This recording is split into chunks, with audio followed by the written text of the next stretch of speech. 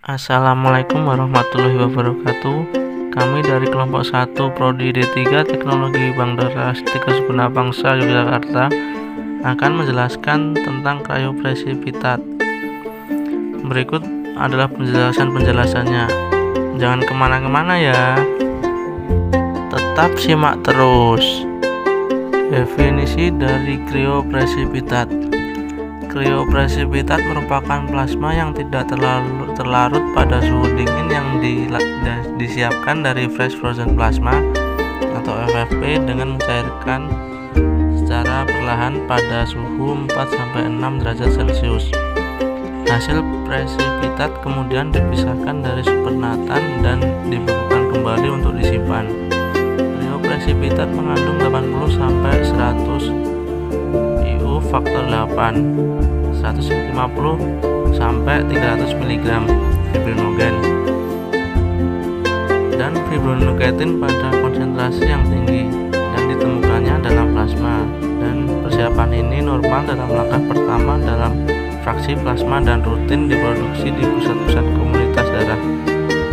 Di suhu minus 30 derajat Celcius, kriopresipitat dapat bertahan selama 1 tahun.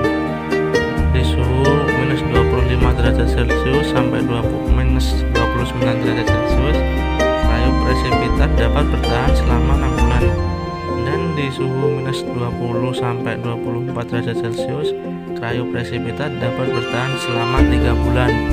Berikan segera setelah thawing dengan zat transfusi darah standar, maksimal 30 menit setelah thawing atau pencairan. Sekarang kami akan menjelaskan tentang pengolahan kriopresipitat. Pada pengolahan kriopresipitat menggunakan kantong darah triple. Pertama-tama darah whole blood disentrifus dari hasil pemutaran 1 dihasilkan pada kantong utama tersi dan kantong satelit 1 trombosit konsentrat. Kemudian kantong satelit 1 disentrifus kembali dari hasil pemutaran kedua, dia menghasilkan produk FFP pada kantong satelit 2. Kemudian produk FFP disimpan dengan suhu minus 30 sampai dengan minus 39 derajat Celcius.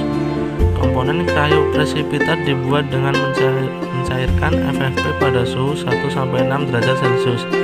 Kemudian disentrifus pada suhu 2-4 derajat Celcius dengan kecepatan 4100 rpm selama 5 menit dan diambil presipitasinya. Produk kriopresipitat dibuat berdasarkan permintaan. Von Willebrand adalah penyakit bawaan yang membuat penderitanya menjadi lebih mudah berdarah. Pada penderitanya, protein pembekuan darah yang disebut faktor von Willebrand hanya berjumlah sedikit atau tidak bekerja secara normal. Penyakit von Willebrand tergolong kondisi yang tidak dapat disembuhkan. Namun dengan penanganan yang tepat, penderita dapat menjalani hidup secara normal. Penyakit von Willebrand disebabkan oleh mutasi pada gen VWF, yaitu gen memberi instruksi pada tubuh untuk memproduksi faktor von Willebrand. Mutasi gen VWF dapat mengurangi jumlah faktor non-Willebrand atau menyebabkan gangguan pada fungsi faktor non-Willebrand.